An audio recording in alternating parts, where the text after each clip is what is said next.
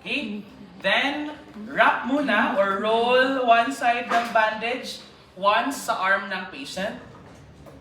And then, use the longer one atong itay o half knot lang. Half. Kumbaga, once lang. Ayan. Dili square knot, so half lang. Ayan.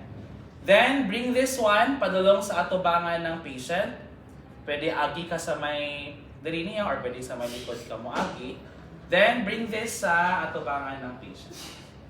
Before ito ni ibaat, we will twist our bandage kanang sa may ilalom. Twist nato ni twice or thrice. So, twist lang nato. Igo lang siya nga dili siya mo kumbaga mo tang-tang dayon. Ayan. So, twist nato twice or thrice. Then, bring this one sa liog ng patient. Then, tie your square knot. Ayan. Gets lang ba? Okay? Gets na murag dili. Sige, start again. So, start sa may wrist ng patient. Roll once.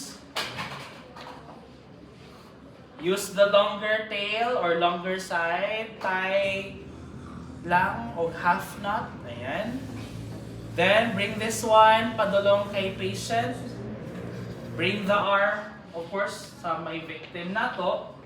Twist ang sa may ilalom twice or thrice. Twist lang dyan.